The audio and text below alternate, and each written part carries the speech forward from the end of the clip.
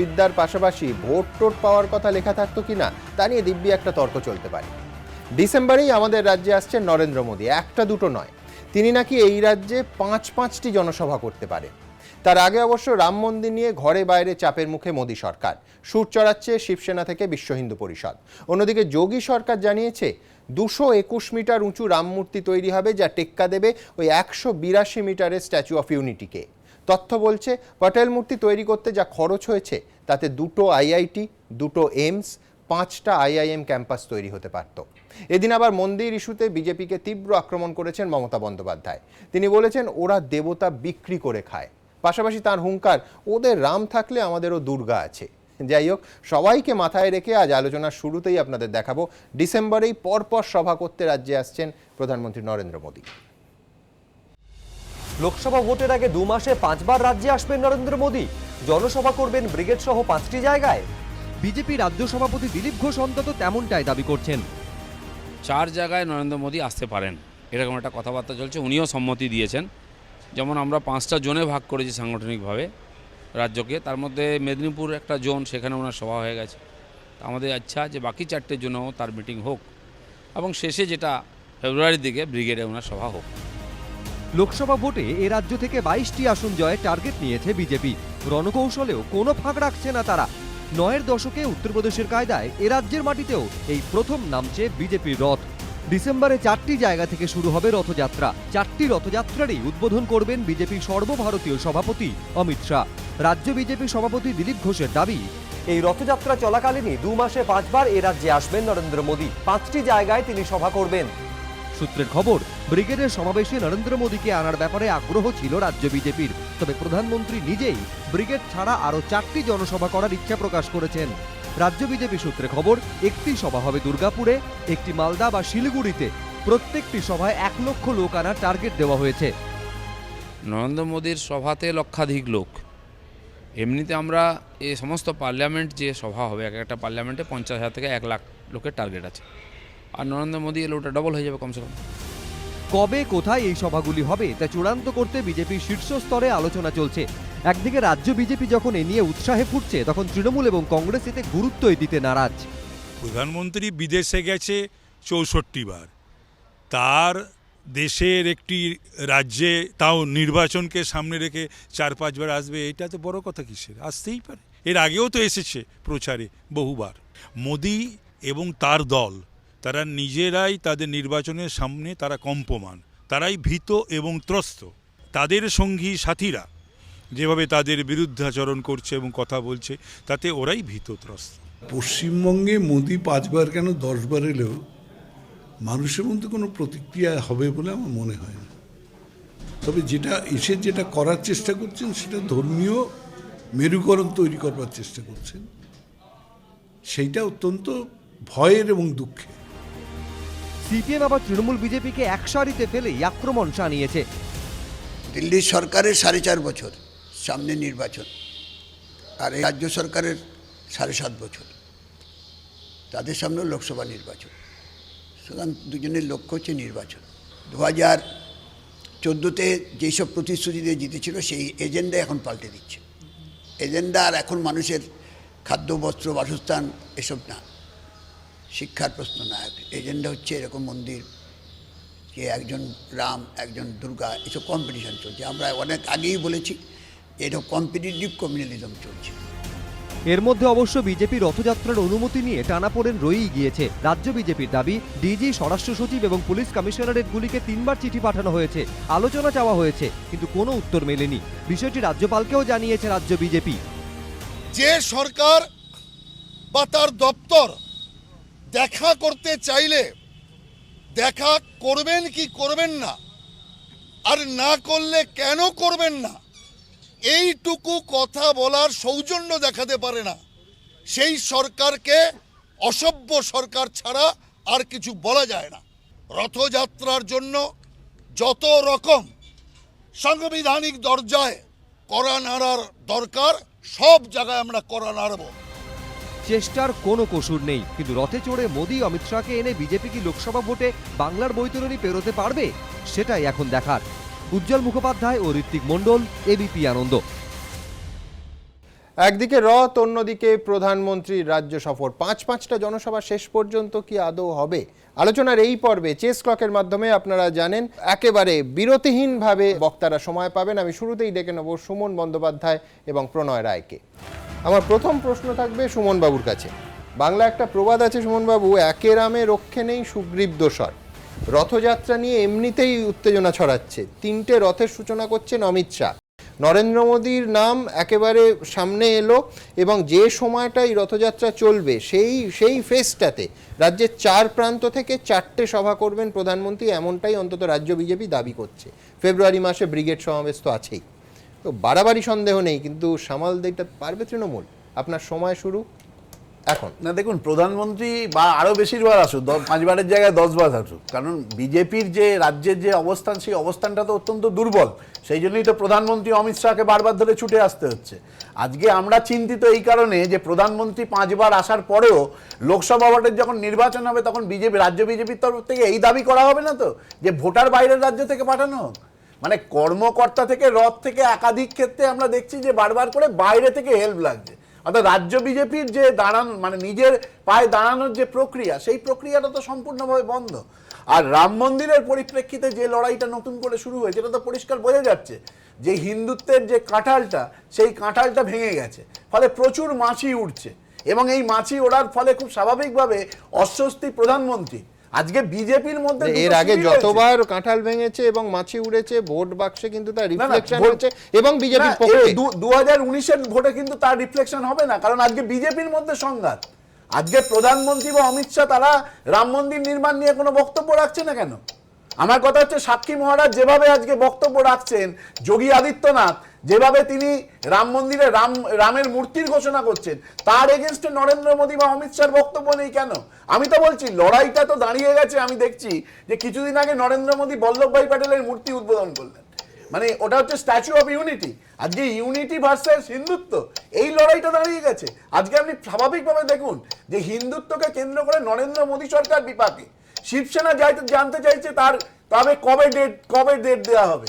বিশ্ব হিন্দু পরিষদের যে মানে তাদের যে সভা, সেই সভার মূল লক্ষ্য হচ্ছে রাম মন্দির। অর্থাৎ এই চাপ পাল্টা চাপে আপনাদের মুখে, বিরোধীদের মুখে হাসি ফুটছে। না, ডেফিনেটলি এই যে যত এই হিন্দুত্বকে নিয়ে লড়াইটা যত বাঁধবে, খুব স্বাভাবিকভাবে ধর্মনিরপেক্ষ যে দলগুলো, যারা ভারতবর্ষের ধর্মনিরপেক্ষতাকে ধরে রাখতে চায়, ভারতবর্ষের যে বাঁধুনি, ঐক্যের যে বাঁধুনি, সেই বাঁধুনিটাকে ধরে রাখতে চায়, তাদের পক্ষে সেটা অনেক বেশি গ্রহণযোগ্য। ধন্যবাদ সুমন বাবু। আমি প্রণয় রায়ের কাছে আসবো। প্রণয় বাবু, আমি ধর্ম, মূর্তি সেই প্রসঙ্গে আসবো, কিন্তু তার আগে ইম্পোর্টেড আইডিয়াস, ইম্পোর্টেড আইকনস, বিরোধীরা বলছেন যে বাইরে থেকে আমদানি করতে হচ্ছে রাজ্য বিজেপিকে, সব কার্যত উড়িয়ে আনতে হচ্ছে। হেভিওয়েটদের দিয়ে, বাইরে থেকে আনা হেভিওয়েট দিয়ে ভোটের চিড়ে কি শেষ পর্যন্ত ভিজবে? এই প্রশ্নটা এই জন্য আপনাকে করছি যে ভারতীয় রাজনীতির ইতিহাসে বারবার দেখা গেছে যে হেলিকপ্টার থেকে বড় নেতা নেমেছেন, প্রচুর ভিড় হয়েছে, লক্ষ লক্ষ মানুষ, কিন্তু ভিড়টা ভোটে রূপান্তরিত হয়নি। আপনাকে এটা 100টা উদাহরণ দেওয়া যেতে পারে। ধরুন 89 সাল রাজীব গান্ধী একটা ফেজে নিজে গাড়িও চালালেন, সেখানে রাজীব গান্ধীকে দেখার জন্য, তার জনসভা শোনার জন্য বিপুল জনসমাগম হয়েছিল, কিন্তু শেষ পর্যন্ত ভোটের ফলাফল বেরোনোর পর প্রধানমন্ত্রী হয়েছিলেন ভিপি সিংহ। প্রণয়বাবুর সময় শুরু এখন। দেখুন, কদিন আগেই তৃণমূল কংগ্রেসের এক্সটেন্ডেড কমিটির মিটিং হয়েছিল, মুখ্যমন্ত্রীর লাইভ ভাষণ সেখানে আপনারা সবাই দেখিয়েছেন। সেখানে মুখ্যমন্ত্রী বলছেন যে ইভিএমে ওরা কারচুপি করবে, আপনারা সজাগ থাকবেন। আজকে কতটা ভীতি থাকলে একটি রাজ্যের মুখ্যমন্ত্রী আগে থেকেই এটা বলেন? তার কারণ হচ্ছে মুখ্যমন্ত্রী নিশ্চিত, দুটো কথা, মুখ্যমন্ত্রী আগে এটা বলেছেন, এই দেশের একাধিক নেতা নেত্রী বলে, মায়াবতী তাহলে প্রেস কনফারেন্স করে বলেছিলেন 2016 সালে তাহলে মুখ্যমন্ত্রী ইভিএমে কারচুপি করে এখানে জিতেছেন, সেটা তো তাহলে মেনে নিতে হবে যুক্তির ক্ষেত্রে। 2019-এর ফলাফল কি হতে চলেছে সবচেয়ে বেশি ভালো বুঝতে পারছেন মুখ্যমন্ত্রী মমতা ব্যানার্জি। সেই হারটা যাতে ইভিএম দিয়ে চালিয়ে দেওয়া যায় সেই কথা বলেছেন। আর আপনারা যাকে ইম্পোর্টেড বলছেন, দেখুন আমাদের দলের মধ্যে অমিত শাহ সর্বভারতীয় সভাপতি হতে পারেন, কিন্তু অমিত শাহ এমন একজন সর্বভারতীয় সভাপতি যিনি একজন সাধারণ বুথ স্তরের কর্মীর বাড়িতে গিয়ে ভোজন করেন। কারণ আমাদের দলের মধ্যে হাইকমান্ড বলে কিছু নেই, আমাদের দলের একজন কর্মী বুথ স্তরের কর্মী থেকে সর্বভারতীয় সভাপতি, তারা সবাই দলের জন্য কাজ করেন। এবং বাঙালি দলের নেতারা সর্বভারতীয়- যথেষ্ট গুরুত্ব পাচ্ছে বলছেন। না না, দলের সর্বভারতীয় সভাপতি, তার দায়িত্ব আছে পশ্চিমবঙ্গের সংগঠন যাতে বৃদ্ধি পায়, পশ্চিমবঙ্গ থেকে ঠিক। বেশি সিট আসে, তার ঠিক। জন্য তারা আসছেন ঠিক, এবং আমি মানছি, ভবিষ্যতেও আসবেন। কিন্তু আমি বলছি প্রধানমন্ত্রী 5টা জনসভা একটা রাজ্যে 1-1.5 মাসের মধ্যে, এটা তো না, না, মানে না, প্রধানমন্ত্রী খুবই হতে পারেন, অস্বাভাবিক। কিন্তু প্রধানমন্ত্রী তো বিজেপিরই নেতা। ঠিক, বিজেপি কিন্তু গোটা দলেরই দেশে তো ভোট তিনি হচ্ছে, নেতা। লোকসভা ভোট। এবং পশ্চিমবঙ্গের যদি কার্যক্রম রাখা হয়, প্রধানমন্ত্রীর কাছে যদি আবেদন রাখা হয়, প্রধানমন্ত্রী আসবেন, এর মধ্যে অস্বাভাবিকতা কিছু নেই। এটাই স্বাভাবিকতা। অস্বাভাবিকতা তাদের যে দলের মধ্যে হাইকমান্ড থাকে, যে দলের মধ্যে ক্যাটাগরি থাকে, কোন স্টেটে যাবে কোন স্টেটে যাবে না তাদের। আমাদের কাছে এটা কোনো অস্বাভাবিক বিষয়, অত্যন্ত স্বাভাবিক বিষয়। আর দ্বিতীয় যেটা কথা হচ্ছে যে ধর্ম নিয়ে কথা হচ্ছিল, আমি একটু করে শুনছিলাম। প্রথমে হিন্দু মুসলিমে ভাগ হয়েছে, হিন্দুদের মধ্যে নমশূদ্র ভাগ হয়েছে, মতুয়া ভাগ হয়েছে, এখন দেবদেবী নিয়ে ভাগ হতে এসছে। দেখুন, আমরা যত মত তত মতে বিশ্বাস বেশ, করি। বেশ, বেশ। আমাদের সেই জন্য উত্তরপ্রদেশে হ্যাঁ। মহরম যেদিন বেরোয়, দুর্গা প্রতিমা বিসর্জন সেদিন হয়। কিন্তু পশ্চিমবঙ্গ, যেখানে যেদিন মহরম হবে সেদিন দুর্গা প্রতিমা বিসর্জন করা যাবে না, ব্যান করা হয়। বেশ, এইটা হচ্ছে ধর্ম নিয়ে রাজনীতি। প্রণয় বাবু, আপনার সময় শেষ।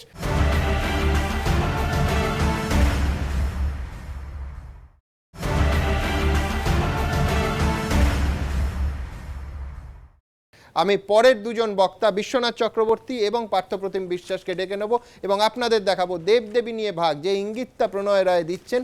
মুখ্যমন্ত্রী মমতা বন্দ্যোপাধ্যায় আজকে জনসভা থেকে বলেছেন ওরা দেবতাকে বিক্রি করে। ঠিক কি বলেছেন? ওদের রাম আমাদের দুর্গা। শুনে নেব। ওদের নেতা নাকি জয় শ্রীরাম, আমাদের নেতা মা দুর্গা। লোকসভা ভোটের আগে যখন গেরুয়া শিবির রাম মন্দির ইস্যুতে সরব, তখন জাম্বনি সভায় মমতা বন্দ্যোপাধ্যায়ের মুখে শোনা গেল দুর্গা নাম। ফলে জল্পনা জোরালো হচ্ছে বিজেপি রামের পাল্টা হিসেবেই কি এবার মা দুর্গাকেই হাতিয়ার করবে তৃণমূল? একটা মন্দির বানিয়ে দিয়ে বলছে জয় শ্রীরাম। আরে ভাই, আমরা কাকে পুজো করি? মা দুর্গা। মা দুর্গাকে রামচন্দ্র তাকে পুজো করেছিল, তো আমরা রামচন্দ্রের পুজো করব না মা দুর্গার পুজো করব? কোনটা করব? এখানেই থামেননি মমতা বন্দ্যোপাধ্যায়। ধর্মের রাজনীতির অভিযোগে বিজেপির বিরুদ্ধে আরও সুর চড়িয়েছেন। আমরা দেবতাকে বিক্রি করে খাই না। মাকে কি কেউ বিক্রি করে খায়? ঘরের দেবতা আমাদের কাছে মা, ওরা বিক্রি করে খায়, তাই দেশে আগুন জ্বালায়। পাল্টা আক্রমণ করতে দেরি করেনি বিজেপিও। এতদিন ধরে ইমাম ইমাম করে আল্লাহ আল্লাহ করে দেখেছে একা আল্লাহ আর ইমাম এ বৈতরণী পার করতে পারবে না। আর সেই কারণে এখন আল্লাহ ফেলে এখন দেবী দুর্গাকে স্মরণ করতে শুরু করেছে। ওনারা নাকি দুর্গার ভক্ত হলেন কবে? একটা কার্নিভাল করে আর 10,000 টাকা ঘুষ দিয়ে দুর্গা মাকে কেনা যায় না। অনেকে বলছেন বিজেপির পাল্টা রণকৌশল নিতে গিয়ে তৃণমূল তো তাদের পথেই হাঁটছে। একসময়ে রামনবমীর পাল্টা হিসাবে তারা হনুমান জয়ন্তী পালন করেছিল। রথযাত্রার পাল্টা খোল করতাল নিয়ে কর্মসূচি ঘোষণা করেছেন অনুব্রত মণ্ডল। এবার রাম নামের পাল্টা দুর্গা নাম। সিপিএম কংগ্রেসের কটাক্ষ, এ রাজ্যে আদতে সাম্প্রদায়িকতার প্রতিযোগিতা চলছে। আরএসএস এর কথাটাকেই আপনি গিললেন। এই কথাটা তো আরএসএস বলেছিল। মমতার বিচারে সবচাইতে বড় দেশপ্রেমিক আরএসএস। আরএসএস এর বিচারে দুর্গা মমতা ব্যানার্জি। এখন মমতা ব্যানার্জি নিজেও মনে করছেন ওদের আছে রাম, তো আমার আছে দুর্গা। রাম দুর্গা নিয়ে প্রতিযোগিতা করে রাজনীতির ব্যাসাতি তৈরি করা, এটাতে আমরা বিশ্বাস করি না। কারণ রামও রাজনীতির লোক নয়, দুর্গাও রাজনীতির লোক নয়। সাধারণ মানুষের প্রশ্ন, রাম নাম বা দুর্গা নাম তো সাধারণ মানুষ এমনিই করে, সেটা বিশ্বাস আস্থা, কিন্তু তাতে কর্মসংস্থান বা দারিদ্র্যের মতো সমস্যা কি মিটবে? না হলে এই নিয়ে এত বাকযুদ্ধ কিসের? পর্যবেক্ষকরা অবশ্য এতে অস্বাভাবিক কিছু দেখছেন না। তারা বলছেন ভোট বড় বালাই, আর ধর্ম তো আফিমের মতো। সাধারণ মানুষকে এতে বুথ রাখতে পারলেই কেল্লা ফতে। আশাবুল হোসেন, দীপক ঘোষ ও ঋত্বিক মণ্ডল, এবিপি আনন্দ। বিশ্বনাথ বাবুর কাছে যাব না। দেবদেবী কম পড়িবে না এই জন্য যে 33 কোটি হিন্দু ধর্মে দেবদেবী আছে বলে আমরা শুনেছি। সুতরাং প্রত্যেকটি রাজনৈতিক দল যদি একজন করে দৈব আইকন বাছেন, আমি জানি না কি হতে চলেছে 2019-এর নির্বাচনে। একটু কি ধর্মমুখী হয়ে পড়ছি আমরা রাজনীতির বদলে? বিশ্বনাথ বাবু, আপনার সময় শুরু। না দেখুন, একটা অস্বীকার করা উপায় নেই যে পশ্চিমবাংলার রাজনীতিতে কিন্তু একটা প্যারাডাইম শিফট দেখতে পাচ্ছি। এই পশ্চিমবাংলার রাজনীতিতে আমরা শ্রমিক আন্দোলন, কৃষক আন্দোলন, ছাত্র আন্দোলন অভ্যস্ত ছিলাম, কিন্তু এখন যেটা হচ্ছে সেটা হলো খুব পরিষ্কার করে প্রতিযোগিতামূলক একটা সাম্প্রদায়িকতা। আমার রাম আছে, তোমার রাম আছে, তো আমার দুর্গা আছে, এবং তোমার দুর্গা আমার রামকে পুজো করেছে। তোমার রাম আমার দুর্গাকে পুজো করেছে, তার মানে তোমার রাম আমার দুর্গার থেকে কিন্তু ছোট, তাই আমার দুর্গাকে পূজা করেছে। এই ভাবনা কেন বলতে হবে? মানে রামের পরিবর্তে দুর্গাকে তুলে আনতে হবে কেন? আমি যদি তার পরিবর্তে সবর পরিবারগুলোর মানে ভাগ নিশ্চিত করতে পারি, আমার সেই কনফিডেন্স থাকবে না? আমি যদি বেকারদের জন্য চাকরি দিতে পারি, আমার কনফিডেন্স থাকবে না? তাহলে কি মুখ্যমন্ত্রীর কোনো একটা জায়গায় কনফিডেন্স ল্যাক হচ্ছে? মানে কোনো একটা জায়গায় কি তিনি মনে করছেন যে রাম এতটাই শক্তিশালী যে তার থেকেও শক্তিশালী আরেকজন ঠাকুরকে আনতে হবে, অর্থাৎ দুর্গাকে আনতে হবে, যে ত্রিশূল দিয়ে মারবে? মানে আশ্চর্যজনক অবস্থান। আমরা রাজনীতিতে নাকি বিজেপির অস্ত্র কেড়ে নেওয়ার চেষ্টা করছেন, যেটা একাধিকবার করে রাহুল গান্ধী ব্যর্থ হয়েছে? আমি খুব পরিষ্কার করে আপনাকে বলতে পারি, পশ্চিমবাংলাতে আমি বারবার বলছি, তৃণমূল কংগ্রেস লোকাল লেভেলে যে ডেভেলপমেন্টের কাজ করেছে, সেই ডেভেলপমেন্টটা যদি আরো কনসলিডেট করে, দুর্নীতি কিছুটা মুক্ত করতে পারে, তাহলে তৃণমূলকে এখন মানে বিরাট কেউ এই অস্বস্তিতে ফেলতে পারবে না। অর্থাৎ এমন কোনো থ্রেট নেই তৃণমূল কংগ্রেসের কাছে যে পুরো তার সাম্রাজ্য শেষ হয়ে যাবে।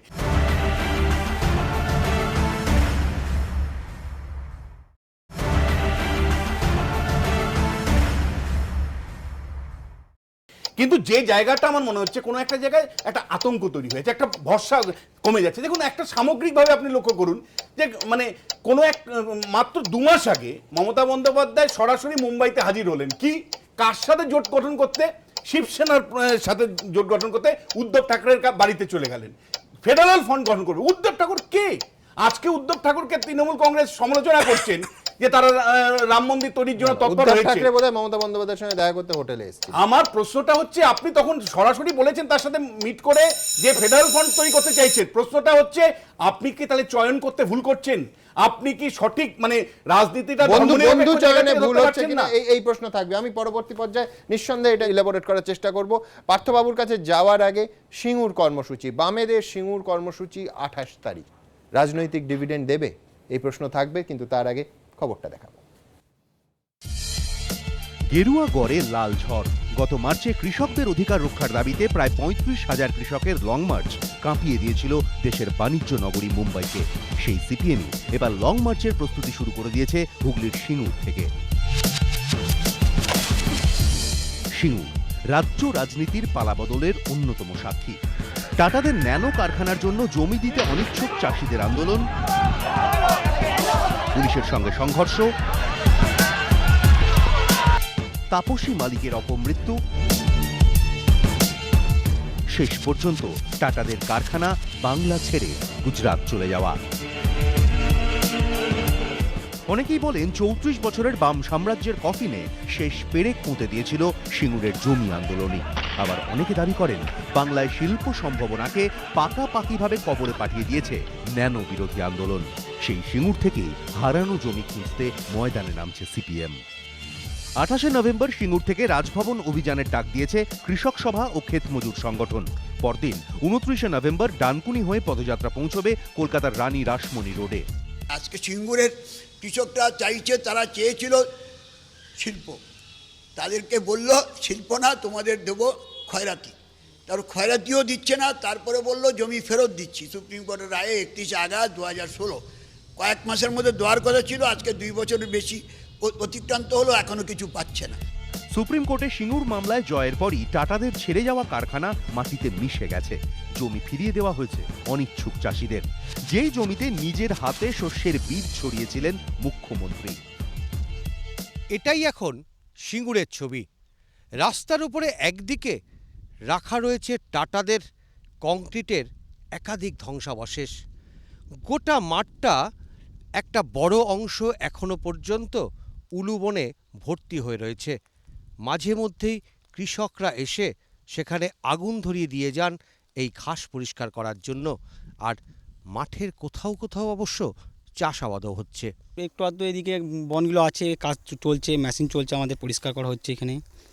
তো ধান ফলতে শুরু হয়েছে, এই ধান ফোলা হয়ে গেছে, কাটা হচ্ছে, ঝাড়া হবে, এবার তোলা হবে। জমি পরিষ্কারের জন্য 100 দিনের প্রকল্পে 250 জনের মতো কর্মীও নিয়োগ করা হয়েছে। পুড়িয়ে ফেলা হচ্ছে আগাছা। এই মুহূর্তে চাষের উপযুক্ত চাষ চলছে প্রায় 300 একরের উপর। আরও 200 একর জমি যেখানে মাটি ফাটি দেওয়াও হয়েছিল, তার মধ্যে সেই দেওয়ার পরে সেই জায়গাটা চাষিরাই না করার ফলে, বিশেষ করে জরিপ হয় না বলে চাষিরা যে যার জমি চাষ করতে যেতে পারেনি, সেইগুলো ফের বন হয়ে গেছে। শাসক দলের নেতাদের উল্টো সুরও অবশ্য শোনা যাচ্ছে সিঙ্গুরের আনাচে কানাচে। চাষটাস হচ্ছে না, এখন চাষ হয়নি, ওই খুব অল্প হচ্ছে। যারা একদম যাদের নিজের জমি তারা সব করছে, আর যারা বিক্রি করছে তারা তো আসেনি সাইডে। এসব জঙ্গল ফঙ্গল হয়ে দেখছে তো একদম ভর্তি হয়ে আছে। আলু, পাট, ধান, তিল সবই চাষ হতো। এখন এখন কি করে হবে? এখন তো বন সব। কি করেন এখন? এখন ওই গ্রামে কাজে যায়। এই প্রেক্ষাপটে কৃষকদের অধিকার রক্ষার দাবিতে কৃষক সভা ও ক্ষেত মজুর সংগঠনের ব্যানারে লং মার্চের প্রস্তুতি নিচ্ছে বামেরা, যদিও তাতে গুরুত্ব দিতে নারাজ রাজ্যের শাসক দল। যে দলের সরকার কৃষকদের কাছ থেকে জমি জোর করে কেড়ে নিয়ে এই দুর্বিপাক ঘটিয়ে তুলেছিলেন, তারাই আজকে কৃষকদের বন্ধু সেজে জমি ফেরত দিতে হবে এই দাবি তুলে মিছিল করছেন। নিজেদের দোষ এখন নিজেরা অপরের ঘাড়ে চাপাতে চাইছেন। রাজনৈতিক পর্যবেক্ষক মহলের একাংশের মতে 2019-এর লোকসভা নির্বাচনের প্রাক্কালে আবার রাজ্য রাজনীতিতে প্রাসঙ্গিক হয়ে উঠছে সিঙ্গুর। বামেদের পরাজয়ের জন্য সিঙ্গুরে টাটাদের কারখানা না করতে পারার ব্যর্থতাকে দায়ী করে অনেকে। আর ঠিক সে কারণেই কি 2019-এর লোকসভা নির্বাচনের আগে ঘুরে দাঁড়ানোর জন্য সিঙ্গুরকেই বেছে নিলেন বামপন্থীরা। ক্যামেরায় প্রীতম চক্রবর্তীর সঙ্গে সোমনাথ মিত্র এবং উজ্জ্বল মুখোপাধ্যায়, এবিপি আনন্দ, সিঙ্গুর। পার্থবাবু, সিঙ্গুর ইস্যুকে আবার সামনে এনে রাজনৈতিকভাবে ডিভিডেন্ড পাবে বামেরা, এই জন্যই যে যদি দুটো সবথেকে বড় কারণ বলেন 2011-এ হারের, একটা সিঙ্গুর একটা নন্দীগ্রাম। আমি মানছি যে সেখানে এখন হোগলার বন, বেনুবন বলছিল উজ্জ্বল, আমি বলছি সেই বেনুবনে রাজনীতির মুক্ত ছড়ানে আখেরে কি লাভ হবে? আপনার সময় পার্থবাবু শুরু এখন। হ্যাঁ, দেখুন, আপনি বলছিলেন যে এজেন্ডা কি হবে। এখন এজেন্ডা তো আমি কেন্দ্রের শাসক দল এবং রাজ্যের শাসক দলের দেখতেই পাচ্ছি যে প্রতিশ্রুতি ভঙ্গের মেয়াদ যত বেরোতে থাকে একটা সরকার চলার সাথে সাথে, ততই বেশি তারা ইস্যুর থেকে ঘুরে যেতে চান, মূল ইস্যুগুলোর থেকে। এবং যে কারণের জন্যই বিজেপিকে বলতে হচ্ছে রামের কথা, সেই কারণের জন্যই সম্ভবত আমাদের রাজ্যের মুখ্যমন্ত্রীকে শরণাপন্ন হতে হচ্ছে দুর্গার। যে কারণের জন্য অনেক বেশি বিনিয়োগ করতে হচ্ছে যে রাম মন্দির তৈরি করার জন্য, রাম যাত্রার জন্য, ঠিক সেই একই কারণের জন্য অনেক বিনিয়োগ তৈরি করতে হচ্ছে সরকারের টাকা খরচ করে দুর্গাপুজোর জন্য। আমি বলছি যে এই যে পোলারাইজেশনের যে রাজনীতি চলছে তার আরেকটা অংশ হচ্ছে যে মূল ইস্যুর থেকে চলে যাওয়া এবং প্রতিশ্রুতি ভঙ্গ। কেন? আমি বলছি যেরকম হাঙ্গার ইন্ডেক্সে আমাদের দেশ সত্যি আরও খারাপ অবস্থায় গেছে, কিন্তু একই সাথে এটাও তো ঠিক যে শবররা মারা যাচ্ছে আমার জঙ্গলমহলে, এবং আহারে বাংলা রাজারহাটে নয়, যদি বলেন সত্যি আহারে বাংলা, এটা কিন্তু জঙ্গলমহলে হচ্ছে। এবং এই ইস্যুটার থেকে যদি ঘুরে যেতে হয় তাহলে আমাদের অন্য ইস্যু দরকার। আপনি যদি বলেন কাজের বাজারে প্রতিশ্রুতি দিয়েছিলেন এই রাজ্যে শিল্পায়ন হবে, কাজ আসবে, এমনকি কাজকে তুলনা করা হয়েছিল, কেউ পাকোড়া বলেছিলেন, কেউ তেলে ভাজা বলেছিলেন। কিন্তু আজ সকালেই আপনারা দেখতে পাবেন যে পশ্চিমবঙ্গের ITI ডিপ্লোমা ছেলে যারা তাদের জন্য জব ফেয়ার অর্গানাইজ করা হচ্ছিল সরকারের থেকে, সেই জব ফেয়ার বাতিল করা হয়েছে। গত 7 বছরে 7খানা শিল্প সম্মেলন হয়েছে, কোটি কোটি টাকার প্রতিশ্রুতি এসছে, শিল্প হয়েছে জিরো। ফলে কর্মসংস্থান যেখানে শেষ, সেখানে মানুষের দাবিতে যদি বলেন যাত্রা, এজেন্ডা সেট করা উচিত কাজের জন্য, এবং কাজের জন্য যাত্রা হচ্ছে সিঙ্গুর থেকে রাজভবনের যাত্রা। আপনি ইস্যুর কথা বলছেন, কিন্তু এই সিঙ্গুর ইস্যু সামনে নিয়ে বলা হয়েছিল যে চিরস্থায়ী সুসম্পর্ক যেটা বামেদের সঙ্গে অপারেশন বর্গার পরে হয়েছিল, সেটা নাকি সিঙ্গুর বিনষ্ট করে দিল। আবার সেই সিঙ্গুর না, আমি আবার বলছি যে এই বিভ্রান্তি রাজনীতি তৈরি করেছিল তদানীন্তন বিরোধীরা। তা না হলে আজকের তারা তো কৃষির প্রতিশ্রুতিও রাখলেন না, যারা শিল্পর কথা বলেছিলেন কৃষি, আজকের সর্ষের চাষের কথা বলেছিলেন, সিঙ্গুরের মানুষ সর্ষে ফুল দেখছে ওখানে। আমি এখানেই বলছি যে আমাদের রাজ্যে যদি বলেন শিল্প এবং কৃষির সহাবস্থানের পথ, যেটা বামেরা খুঁজে নিতে চেয়েছিল, এগোতে চেয়েছিল, যেটাকে উদ্দেশ্য প্রণোদিতভাবে বিরোধীরা আটকে ছিল, সেই পথই ওয়েস্ট বেঙ্গলের পথ, এবং সেদিকেই মানুষকে হাঁটতে হবে, এবং সেই যাত্রাই হচ্ছে সিঙ্গুর থেকে রাজভবনের যাত্রা। আপনার সময় শেষ। আপনার দুজনকে অসংখ্য ধন্যবাদ। আমি রাহুল চক্রবর্তী এবং পঙ্কজ রায়কে ডেকে নেব এবং দর্শকদের দেখাবো ঝাড়খণ্ড থেকে বিজেপির লোকেরা এসে টাকা ছড়াচ্ছে, এমন ইঙ্গিত মুখ্যমন্ত্রীর আজকের জনসভা থেকে। ঠিক কি বলেছেন তিনি দেখাবো। কয়েকজন লোক বাইরে থেকে এসে নানা রকম অপপ্রচার করছে, ভুল বোঝাচ্ছে, ওদের হাতে আছে সব কালো টাকা। সেই টাকা নিয়ে রাতের অন্ধকারে ঢুকে গ্রামে গ্রামে এরা আগুন লাগানোর চেষ্টা করছে। ওদের টাকা নেবেন কিন্তু ভোট দেবেন না, এটা মাথায় রাখবেন। ভোটের আগে বিজেপির বিরুদ্ধে এমনই চাঞ্চল্যকর অভিযোগ করলেন মমতা বন্দ্যোপাধ্যায়। পাল্টা তৃণমূলকে কটাক্ষ করেছেন দিলীপ ঘোষ। কালো টাকা বন্ধ করার জন্য মোদিজি চেষ্টা করেছেন, ঐতিহাসিক পদক্ষেপ নিয়েছেন, তার যে পরিণাম হয়েছে সেটা এদের ব্যবহার থেকে বোঝা যাচ্ছে। কালো টাকা বলে রাস্তায় নামছেন, যাদের কালো টাকা ছিল চলে গেছে, সেই কষ্ট বুঝতে পারছেন না, তাই তার বাৎসরিকী পালন করছেন আর বারবার বলছেন। বাম কংগ্রেস আবার তৃণমূল বিজেপিকে একযোগে আক্রমণ করেছে। বিজেপি তো টাকা ছড়ানোর পার্টি। 15,000 কোটি টাকা খরচ করে যারা সরকারে আসে, আদানি আম্বানিদের বাঁদিক ডানদিকে নিয়ে যারা ঘুরে বেড়ায়, তারা যে কালো টাকার পার্টি এবং কালো টাকা ছড়াবার পার্টি, এ নিয়ে তো কোনো সন্দেহ নেই। এটা মুখ্যমন্ত্রী অ্যাকশন নিন, নাকি ভেতরে ভেতরে ভয় কাজ করছে আমি যদি ওদেরটা ধরি ওরাও তো আমারটা ধরবে। নিজের বাহিনী কালো টাকা নিয়ে চলে বলে সব ধামাচাপা দেবেন, এটা হওয়া উচিত না। এখন টাকার প্রতিযোগিতায় যদি তারা পিছিয়ে পড়েন তা আমাদের কিছু করার নেই। আমরা এই প্রতিযোগিতায় কোথাও নেই, আমাদের টাকাও নেই, আমরা প্রতিযোগীও নেই। বিজেপির বিরুদ্ধে অভিযোগ তোলার পাশাপাশি এদিন কন্যাশ্রী ক্লাবগুলিকেও সতর্ক করে দিয়েছেন মুখ্যমন্ত্রী। আমি আমার কন্যাশ্রীর মেয়েদের বলবো, আপনাদের কন্যাশ্রী ক্লাবও আছে। এই যারা চক্রান্ত করে, ভাগাভাগি করে, এদের বিরুদ্ধে এক হয়ে দাঁড়িয়ে মাকে বোঝান, বাবাকে বোঝান, বাচ্চাদের বোঝান, সবাইকে বোঝান, এই জিনিস করা যাবে না।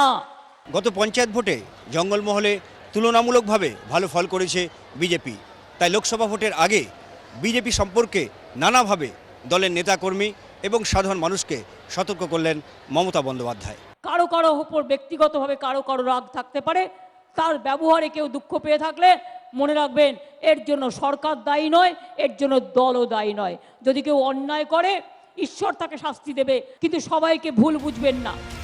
প্রশাসনিক বৈঠকেও নেতাদের নাম ধরে ধরে ডেকে জনসংযোগ নিয়ে ক্ষোভ প্রকাশ করেন তিনি। চূড়ামণি,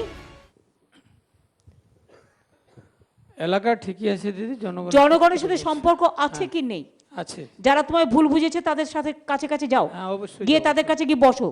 আমি রোজ বাড়িতে বেরোবার আগে পাবলিক মিট করি, তোমরা কেন করো না? দিদি না, আমি সেরকমই করি। এখন পাবলিক মিট করতে শুরু করো, যা বলছি তাই করো। পর্যবেক্ষকদের একাংশের মতে জঙ্গলমহলে পঞ্চায়েত ভোটের ক্ষত থেকে লোকসভা ভোটে যাতে রক্ত না ঝরে, সেজন্য এখন থেকেই তৎপর মমতা বন্দ্যোপাধ্যায়।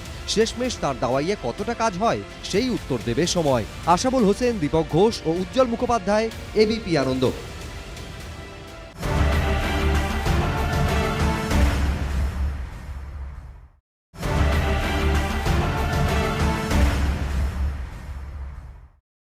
পঙ্কজ, দুটো মূল অভিযোগ, একটা হচ্ছে টাকা ছড়িয়ে ভোট কেনার অভিযোগ, আরেকটা হচ্ছে ঝাড়খণ্ড থেকে মাওবাদীদের ঢুকিয়ে দেওয়ার অভিযোগ।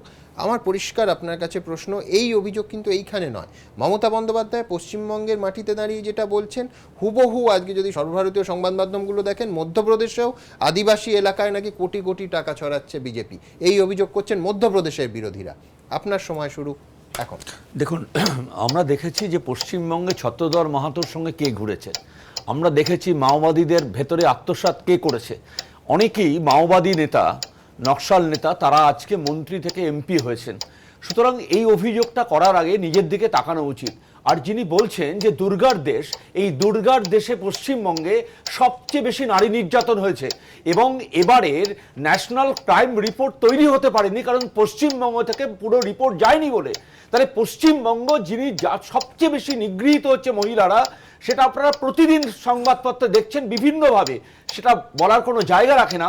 এবং অর্থ আজকে যদি আপনারা আমাদের থেকে ভালো জানেন যে কিভাবে অর্থ তোলা হচ্ছে, জাতীয় স্তরে বিজেপির আশেপাশে আর কোনো রাজনৈতিক দল নেই। না, একটা জিনিস মনে রাখতে হবে যে তৃণমূল বাদ দিন, কংগ্রেসও নেই। যেখানে পঞ্চায়েত গঠন করতে দেওয়া হচ্ছে না, যেখানে সংখ্যাগরিষ্ঠতা থাকা সত্ত্বেও ডেফার্ড অর্থাৎ মিটিংকে পিছিয়ে দেওয়া হচ্ছে, আবার যেখানে পৌরসভা নির্বাচন হওয়ার কথা সেখানে পৌরসভা নির্বাচন না করে অবাধে প্ল্যান স্যাংশন করা হচ্ছে।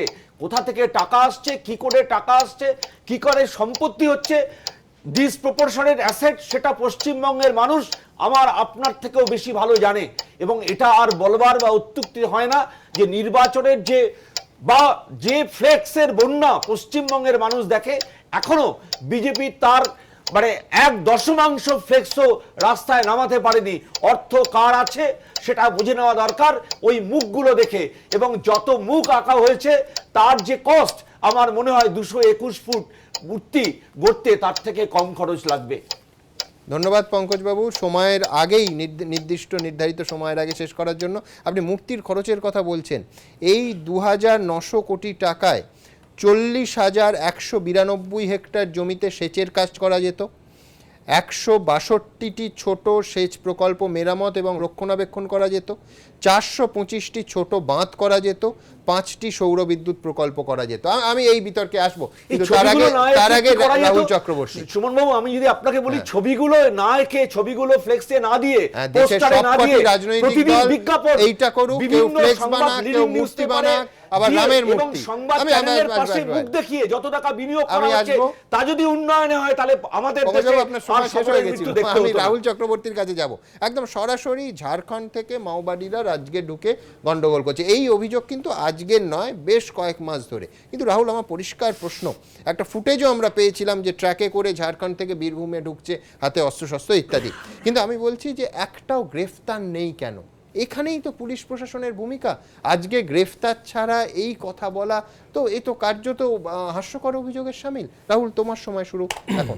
দেখো, প্রশাসনিক ক্ষেত্রে দাঁড়িয়ে মমতা বন্দ্যোপাধ্যায় যেটা করা সেটা করছেন, কিন্তু সমস্যা হচ্ছে পশ্চিমবঙ্গে দাঁড়িয়ে মমতা বন্দ্যোপাধ্যায় যে প্রমাণটা স্ট্যাবলিশ করেছেন, দৃষ্টান্ত দেখিয়েছেন যে মাওবাদীদের একদম নির্মূল করে দেওয়া এবং বাকি মাওবাদীদের মূল স্রোতে ফিরিয়ে আনা, সেটা কিন্তু ভারতবর্ষকারী একটা বার্তা, যেটা ছত্তিশগড়ের রমন সিং আমরা দেখতে পাইনি, যেখানে বাকি রাজ্যে মাওবাদী মানে তৎপর হয়ে আছে সারা রাজ্য, সেখানে দেখতে পাইনি। যেখানে মাওবাদীদের নির্বাচনে কাজে লাগানো হচ্ছে এই বিজেপি শাসিত রাজ্যগুলোকে, সেখানে দেখতে পাইনি। মমতা বন্দ্যোপাধ্যায় কিন্তু সারা ভারত জুড়ে সেই বার্তা দিয়েছেন যে মাওবাদীদের কি করে নির্মূল করে মূল স্রোতে ফিরিয়ে আনা যায়। প্রথম কথা, তার বিরুদ্ধে দাঁড়িয়ে বাইরে থেকে এখানে ঘটছে, প্রশাসন দেখছেন, প্রশাসন ঠিক সময় ব্যবস্থা নেবেন। সমস্যাটা কোথায় শুভন? যেমন সমস্যা হচ্ছে আজকে যে মা দুর্গা নিয়ে এত কথা বলা হচ্ছে, মা দুর্গাকে মানি আমরা দশভূজা করে, মা দুর্গা অশুভ শক্তির বিরুদ্ধে দাঁড়িয়ে শুভ শক্তির উন্মোচন ঘটিয়েছিল। তো মমতা বন্দ্যোপাধ্যায় আজকে সারা ভারতবর্ষ জুড়ে বার্তা দিচ্ছেন যে মা দুর্গার মতো এই অশুভ শক্তির বিনাশ করতে হবে।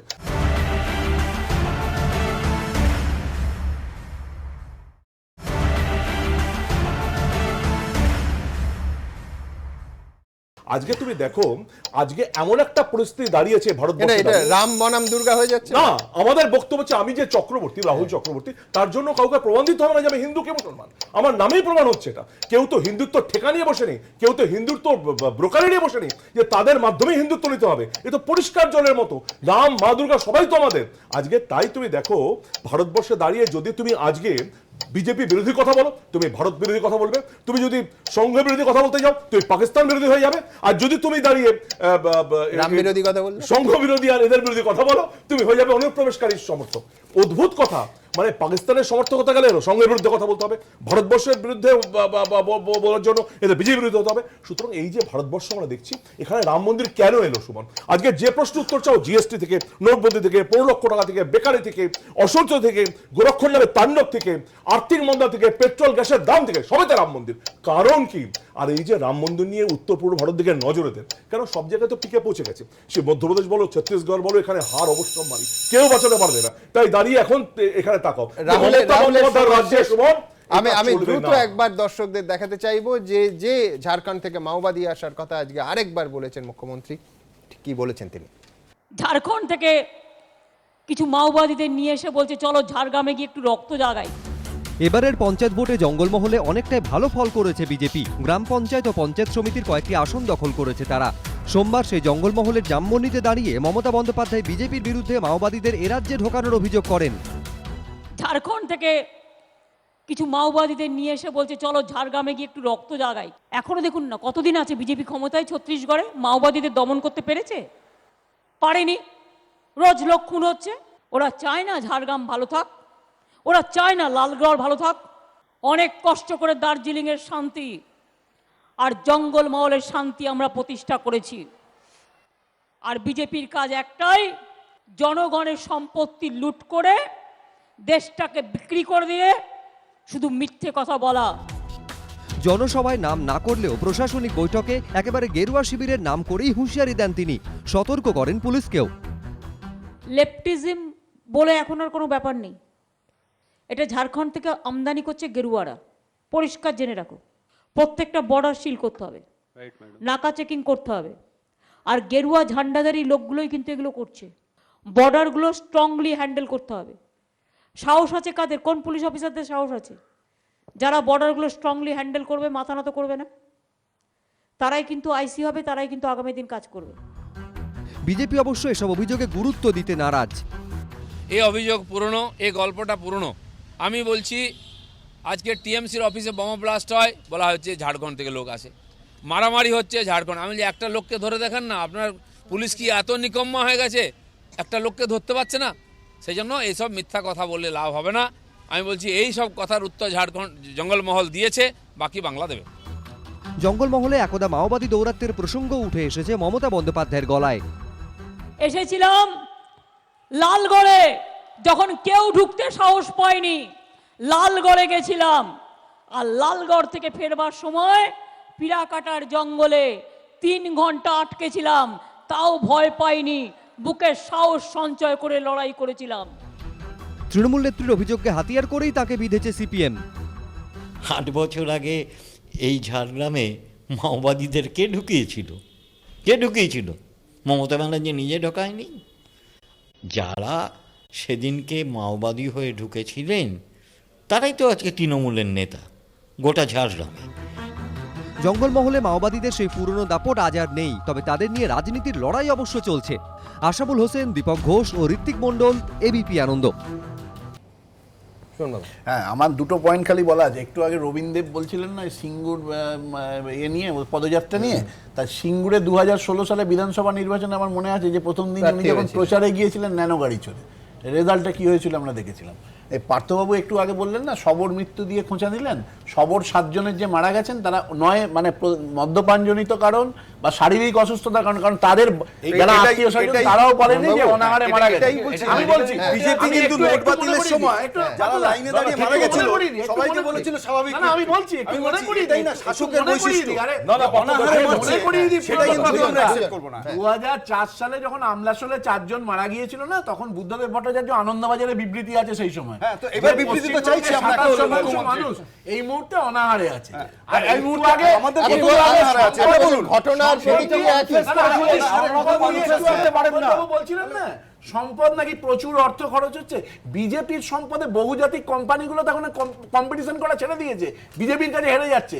বার্কের রিপোর্ট বলছে নভেম্বরের 10 থেকে 16 এই 7 দিনে সব থেকে বেশি বিজ্ঞাপন চলেছে যে কোম্পানির, তার নাম হচ্ছে ভারতীয় জনতা পার্টি। সেই যে সম্পদ, সেই সম্পদ কোথা থেকে আসছে এই নিয়ে তদন্ত হওয়া দরকার আছে।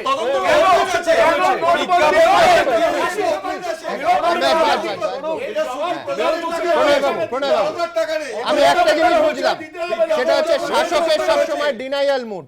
হ্যাঁ দেখুন, বিজ্ঞাপন যখন দিয়েছে, রিপোর্ট যখন এসছে, এটা ওপেন আছে, এখন পেজ চেক হয়েছে। আরে প্রধানমন্ত্রী দুজনকেই থামালাম। প্রথম কথা আমাদের দুটো জিনিস উত্তর দাও। এই টাকাটা কোত্থেকে এসেছে তার উত্তর ভারতবাসী দিচ্ছে। একটা ধন্যবাদ জানাতে চাই। পশ্চিমবঙ্গের পুলিশ বাহিনীতে কোন সাহসী পুলিশ অফিসার নেই। উনি ওই জন্য বলছেন যে কে আছেন সাহসী যে মাওবাদীদের আটকা। অমিত শাহ ছেলে 50,000 টাকা কি করে 80 কোটি টাকা হাল করে গেছিল। এই জঙ্গলমহলে দাঁড়িয়ে যখন একটা সময় দল কোনো রাজনৈতিক সভা করতে পারতেন না, প্রত্যেকটা জায়গায় সমস্ত প্রতিষ্ঠান বন্ধ ছিল, সেখানে দাঁড়িয়ে মমতা বন্দ্যোপাধ্যায় গণতন্ত্র প্রতিষ্ঠা ফিরিয়েছেন। তার জন্য মমতা বন্দ্যোপাধ্যায়ের কাছ থেকে প্রত্যেকের কৃতজ্ঞ থাকা উচিত। 250 বামপন্থী মানুষকে খুন করলে তারা 2009 সাল থেকে 11 সালে 250 বামপন্থী মানুষকে খুন করেছে তারা। 8 কেজি চাল 3 কেজি মাথা পিছু দেয়া হয়। আমি যাব, কিন্তু সবাই একসঙ্গে কথা বললে যেটা সমস্যা হবে, কোনো দর্শক ভাবতে পারেন যে আমার বক্তারা অপেক্ষা করে আছেন কবে এই রাউন্ডটা শেষ হবে, যাতে সবাই একসঙ্গে কথা বলতে পারেন। আমি দ্রুত একবার দেখাবো যে এই বিষয়গুলো নিয়ে সোশ্যাল মিডিয়ায় কে কি বলছেন। হ্যাশট্যাগ সঙ্গে সুমন দিয়ে আমরা সোশ্যাল মিডিয়ায় বক্তব্য আহ্বান করেছিলাম। কে আমন জানাচ্ছেন, রাম নাম জপনা পরায়া ভোট আপনা। অমর ধর বলছেন ধর্মকে রাজনীতির মধ্যে না আনার সাহস দেখাক বিজেপি। সমরেশ দত্ত বলছেন জনগণ চাইছে তাই মন্দির শুধু অপেক্ষা মাত্র। মিলন মণ্ডল বলছেন বিজেপি ক্ষমতায় থাকলে মন্দির নির্মাণ হবেই। আমি পরের ফেজে আরও অসংখ্য মন্তব্য আসছে, তা আরও কয়েকটা নেওয়ার চেষ্টা করব, কিন্তু তার আগে দর্শকদের দেখাবো রাম মন্দির এই মুহূর্তে ঠিক কোথায় দাঁড়িয়ে, বিশেষ করে গত 48 ঘন্টায় একের পর এক ডেভেলপমেন্ট। ভোট আসছে বলে দেখুন। লোকসভা ভোট যত এগিয়ে আসছে, রাজনীতিবিদদের মুখে জয় শ্রীরাম ধ্বনিও তত বেশি শোনা যাচ্ছে। ঘরের ভেতরেই খোঁটা শুনতে হচ্ছে নরেন্দ্র মোদীকে। শরিক হলেও শত্রুর চেয়েও বেশি মুখর শিবসেনা তো অযোধ্যায় পৌঁছে মন্দির তৈরির জন্য মোদীর দিকে চ্যালেঞ্জ ছুড়ে দিচ্ছে।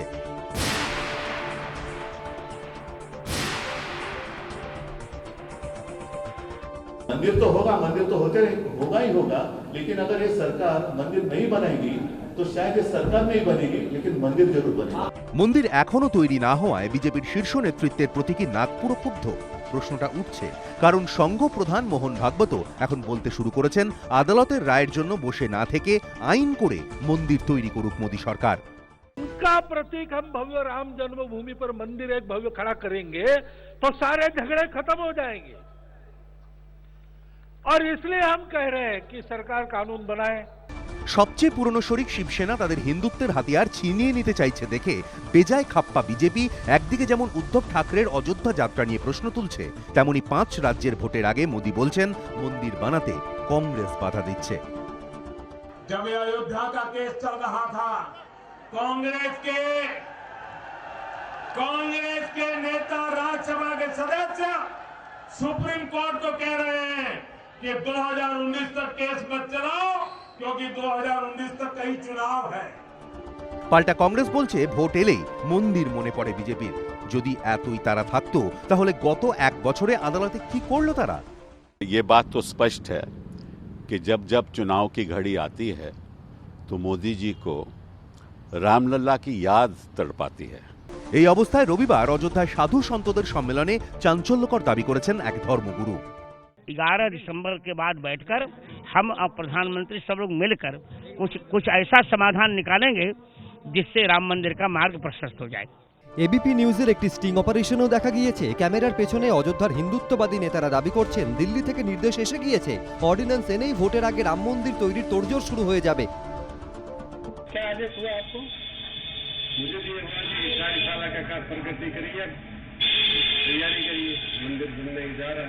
आपको आश्चर्य होगा, इतनी बड़ी तैयारी है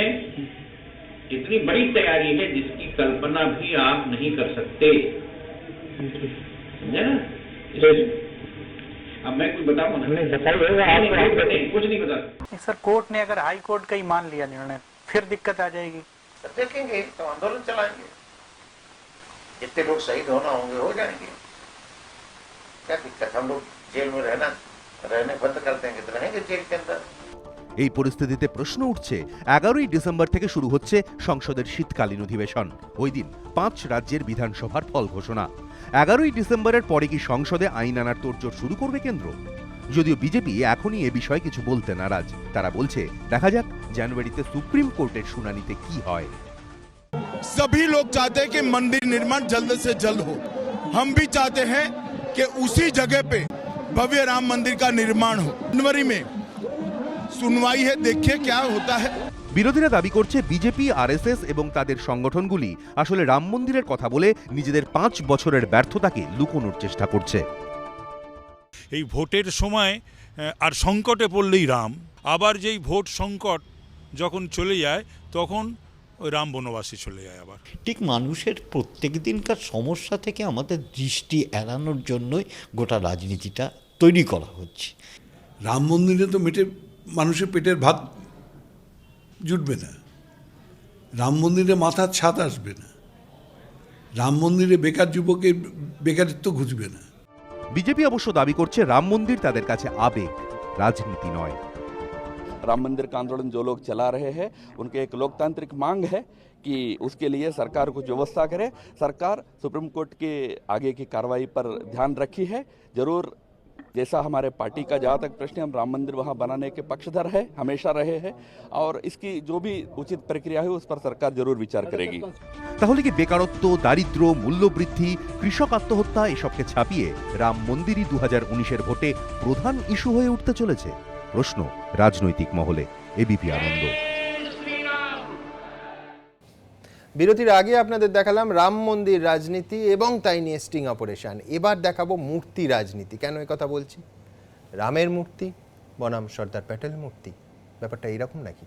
দেখুন, দিল্লির কুতুব মিনার ৭২.৫ মিটার, আমেরিকার স্ট্যাচু অফ লিবার্টি ৯৩ মিটার, চীনের বুদ্ধ মূর্তি ১৫৩ মিটার, গুজরাতের সর্দার পটেলের মূর্তি ১৮২ মিটার, আর তার থেকেও এবার উঁচু মূর্তি তৈরি হতে চলেছে অযোধ্যায়। রামের মূর্তি ২২১ মিটার, সবচেয়ে উঁচু রাম। অযোধ্যায় রাম মন্দির কবে তৈরি হবে তা জানা না গেলেও অযোধ্যার সরজু নদীর তীরে রামের সুউচ্চ মূর্তি তৈরির ঘোষণা ইতিমধ্যেই করেছে বিজেপি শাসিত উত্তরপ্রদেশ। অনেকটা এমনই দেখতে হবে প্রস্তাবিত এই রাম মূর্তি। প্রস্তাবিত রাম মূর্তিটি ১৫১ মিটার লম্বা হবে, মাথার ওপরের ছাতাটি হবে ২০ মিটার লম্বা। যে বেদির ওপর মূর্তিটি দাঁড় করানো থাকবে সেটি হবে ৫০ মিটার লম্বা। এখানেই হবে রাম মিউজিয়াম। উত্তরপ্রদেশ সরকার জানিয়েছে সরজু নদীর গতিপথ এমনভাবে বদলানো হবে যাতে নদীর জল রাম মূর্তি ছুঁয়ে যায়। সর্দার পটেলের ১৮২ মিটারের ব্রোঞ্জ মূর্তি তৈরি করতে খরচ হয়েছিল ২,৯৮৯ কোটি টাকা। তাহলে আরও উঁচু ২২১ মিটার লম্বা রাম মূর্তি তৈরি করতে খরচ কত হবে? খরচ যে আরও বেশি হবে তা নিশ্চিত, কিন্তু এই মুহূর্তে বিষয়টি খোলসা করতে চাইছে না উত্তরপ্রদেশ সরকার। বিশ্ব ক্ষুধা সূচকের নিরিখে বিশ্বের ১১৯টি দেশের মধ্যে ভারতের স্থান একদমই তলানিতে, ১০৩, অর্থাৎ অত্যন্ত খারাপ। ২০১৪ সালে বিশ্ব ক্ষুধা সূচকে ৭৬টি দেশের মধ্যে ভারতের স্থান ছিল ৫৫।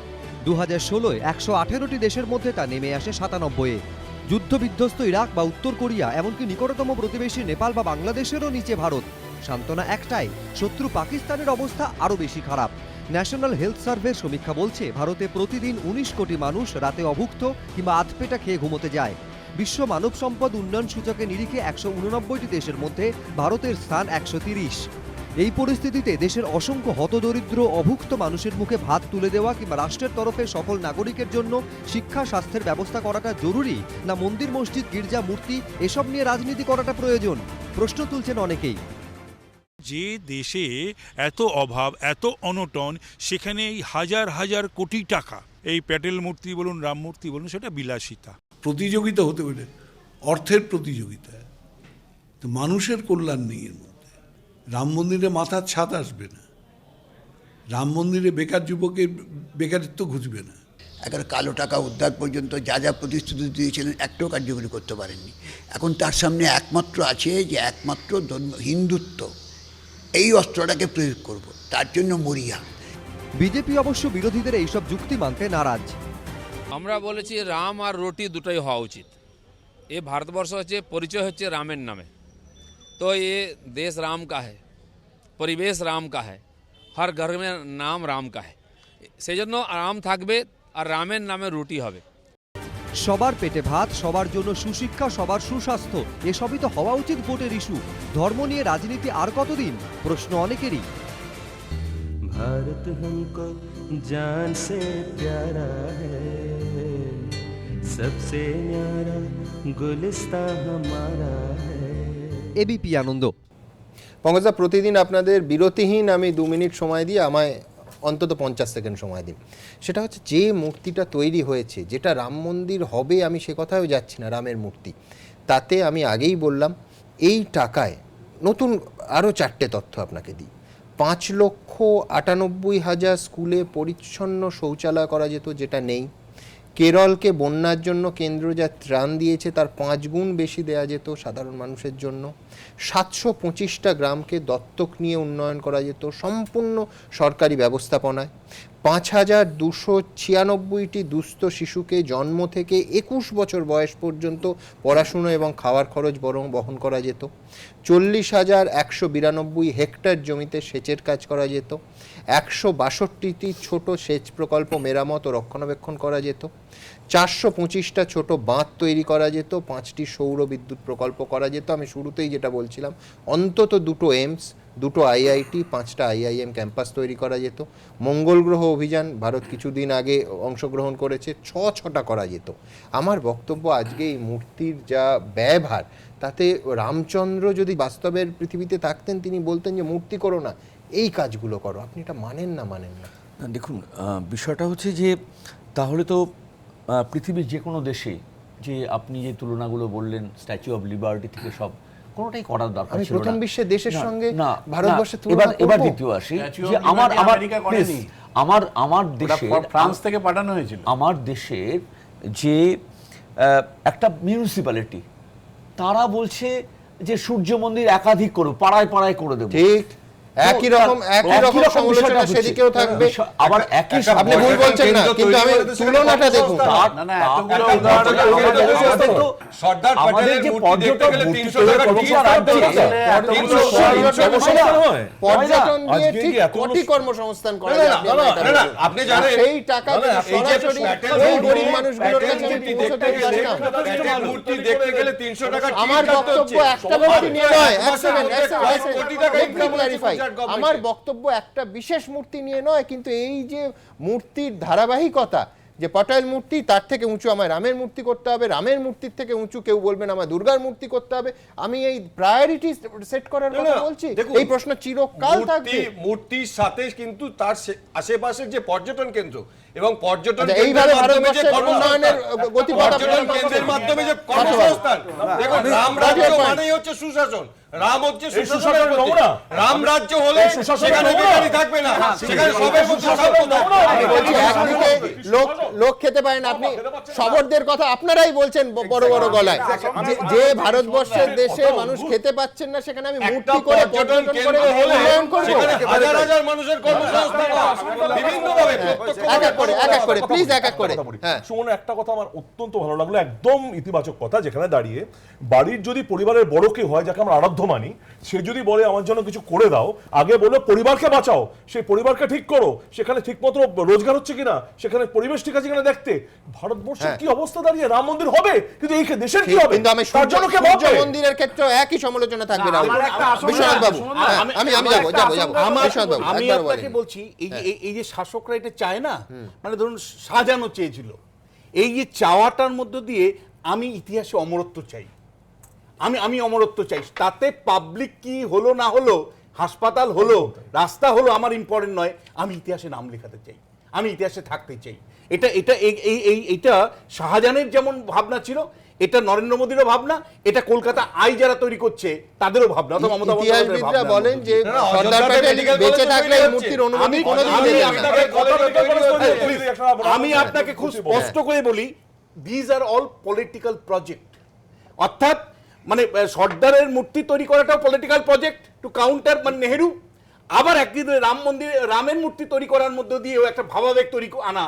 অর্থাৎ এই যে ভাবাবেগের মধ্য দিয়ে যদি আমি নির্বাচনটাকে পাড়ি দিতে পারি, ফলে এগুলো সবগুলো রাজনৈতিক প্রকল্প এবং অমরত্বের একটা মানে মানে তাগিদ নিজের মধ্যে থাকে, অমরত্বের জায়গা থেকে। কিন্তু প্রশ্নটা হচ্ছে এই উত্তরপ্রদেশ, যেখানে এখনো শিশু মৃত্যুর হার ভারতবর্ষের মধ্যে হাইয়েস্ট, এই উত্তরপ্রদেশ যেখানে এখনো স্কুল ছুট ছাত্রের সংখ্যা সবচেয়ে বেশি, এই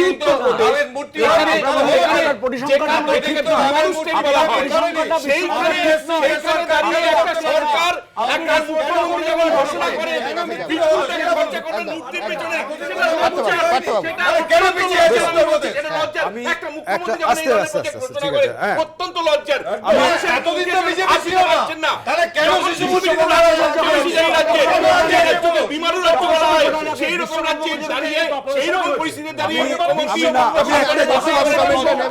দ্রুত আবার বলছি, হ্যাশট্যাগ সঙ্গে সুমন নামে অসংখ্য মন্তব্য এসেছে, তার মধ্যে কয়েকটাই দেখাতে পারবো, আমি দ্রুত দেখব। পীযূষ পাল লিখছেন, ভোটের স্বার্থে মন্দিরের কথা মনে পড়ে গেছে নেতাদের।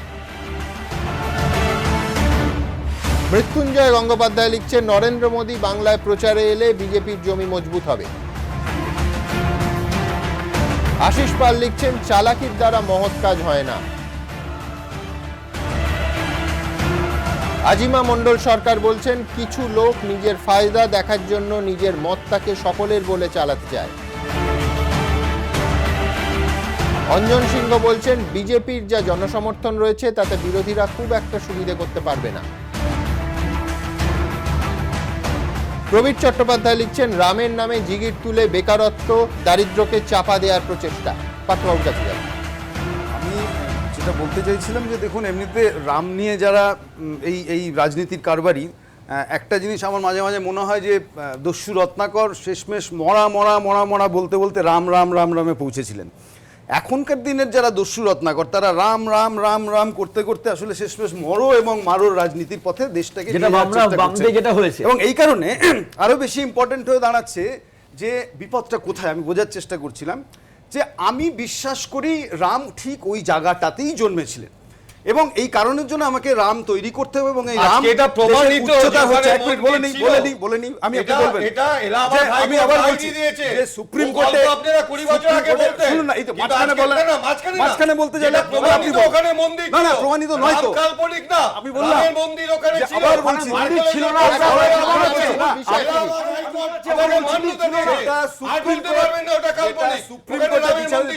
চুপ করুন না একটু।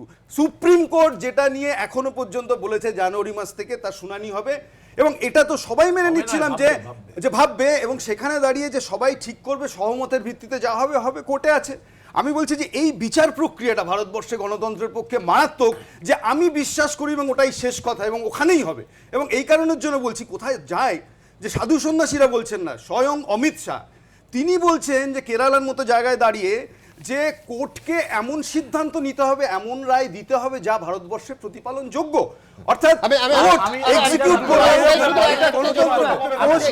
এই পার্থবাবু যে যুক্তিগুলো বলছেন তার একটা উল্টো পিঠও আছে। উল্টো পিঠটা কি, যে ভোট এলেই রাম মন্দির কবে হবে আর শেষ পর্যন্ত কেউ ঘটান না। কারা বলছেন? হিন্দুত্ববাদীরা। আপনাদের দেখিয়েছিলাম প্রণয়বাবু, আপনি সেই অনুষ্ঠানে ছিলেন। অযোধ্যার মাটিতে দাঁড়িয়ে হিন্দুত্ববাদীরা যা বলেছেন হুবহু সেই কথা গত 48 ঘন্টায় উদ্ধব ঠাকরে বলেছেন, একাধিকবার প্রবীণ তোগাড়িয়া বলছেন। প্রবীণ তোগাড়িয়া তো বলছেন বিজেপি এখন নকল হিন্দুদের দল, রামলালা তট পে মোদিজি ঠট সে। এ তো অন্তর্দ্বন্দ্ব। দেখুন, আমাদের সম্পর্কে অভিযোগ যে আমরা রামকে নিয়ে রাজনীতি করছি। 2010 সালে যখন এলাহাবাদ হাইকোর্ট যখন রায় দিল যে ওখানে 3 ভাগ অংশ হিন্দু সংগঠনকে 2 ভাগ অংশ মুসলিমদের রাম মন্দির করতে চান, তো তখন তো কংগ্রেসের গভর্নমেন্ট ছিল সেন্ট্রালে এবং অখিলেশ যাদব ইউপির সরকার ছিল, তখন তো বিজেপি ছিল না। যদি এই রাজনীতিটাকে বন্ধ করতে চান সেদিন অর্ডিন্যান্স নিয়ে আসতো, বিজেপি তাকে সাপোর্ট করতো, রাম মন্দির হয়ে যেত, সেই রাজনীতি কিন্তু করেনি। এই হাইকোর্টের রায় তো জমির ভাগাভাগির জন্য হয়নি, সুপ্রিম কোর্টে একটা হিয়ারিং হয়নি। এই সরকার আসার পরে হিয়ারিং হয়েছে, তার দায় তো বিরোধীদের নয়। আমি দুটো আশঙ্কার কথা প্রকাশ করছি, মানে প্রণয় দাদের বডি ল্যাঙ্গুয়েজ দেখে আমার খুব সন্দেহ হচ্ছে যে আগামী দিনে হিন্দু হৃদয় সম্রাট নরেন্দ্র মোদী থাকবেন কিনা। না, আগামী 2019-এ যোগী আদিত্যনাথ মমতা ব্যানার্জি কোনোদিনই হবে না সম্রাট হিসেবে যে সবাইকে খুশি করতে বিজেপিতে সে কাউকে খুশি করতে পারে না। আরেকটা কথা সেটা আমরা কেউ বলছি না, সেটা হচ্ছে যে আজকে এই যে ভিএইচপি এবং শিবসেনার যে সমাবেশের জন্য আজকে অযোধ্যার বেশিরভাগ সংখ্যালঘু মানুষ তারা অযোধ্যায় থাকতে পারেনি, বহু জায়গায় তাদের জায়গা ছেড়ে চলে যেতে হয়েছে। এটা একটা অত্যন্ত আশঙ্কার জায়গা। আর আরেকটা কথা, বিজেপি কিছু করেনি,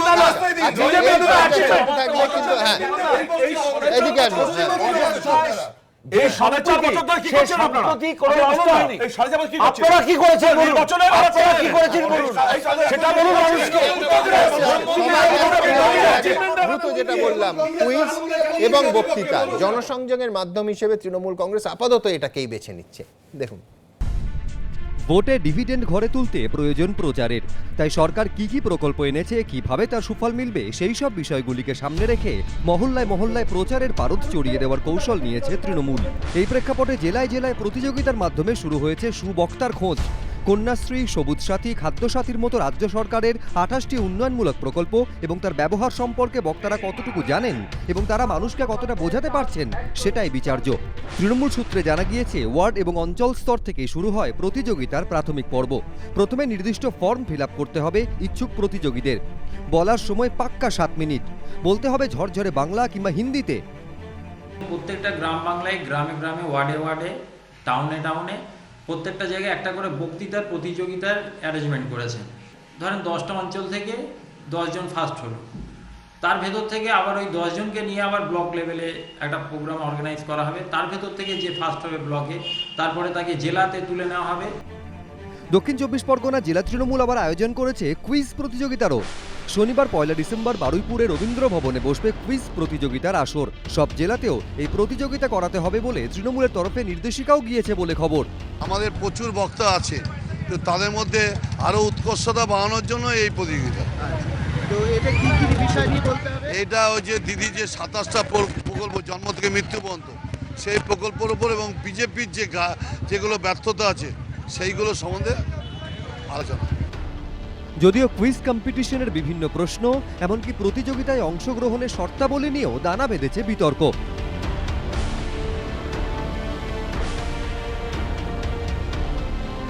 তাই লোকসভা নির্বাচনের আগে শাসক দলের জনসংযোগ উদ্যোগকেই তীব্র কটাক্ষ করেছে বিরোধীরা। তাদের দাবি, সুবক্তা খোঁজার আড়ালে স্কুল কলেজের পড়ুয়াদের মধ্যে ঢুকিয়ে দেওয়া হচ্ছে রাজনীতি। কম বয়সীদেরকে দিয়ে এই সরকারি প্রকল্পের নামে রাজনৈতিক প্রচারের তো একটা বিষয় আছে, সেটাতে ব্যবহার করা হবে। তো এটা তৃণমূল কংগ্রেসের আভ্যন্তরীণ বিষয়, তাদের নীতির বিষয়। তৃণমূল কংগ্রেস সরকারে আছে, তার পূর্ণ সদ্ব্যবহার তারা করতে চাইছে, কিন্তু এটা খুব হাস্যকর প্রয়াস বলে আমার মনে হলো। তৃণমূলের উদ্যোগকে তীব্র কটাক্ষ করেছে গেরুয়া শিবিরও। হীরক রাজার দেশের যে সিনেমা দেখানো হয়েছিল তার যে পরিস্থিতি একদম মিলে যাচ্ছে, একেবারে বাস্তব স্থিতি সেই সিনেমার সঙ্গে মিলছে। তার জন্য আজকে বারবার এই ধরনের কোথাও প্রশ্নোত্তর, কোথাও বক্তৃতা প্রতিযোগিতা, এই ধরনের হাস্যকর প্রোগ্রাম হচ্ছে। সব মিলিয়ে তৃণমূলের জনসংযোগ কৌশলকে ঘিরেও 2019-এর আগে তুঙ্গে শাসক বিরোধী চাপানুতোর। অর্ণব মুখোপাধ্যায়, এবিপি আনন্দ, কলকাতা।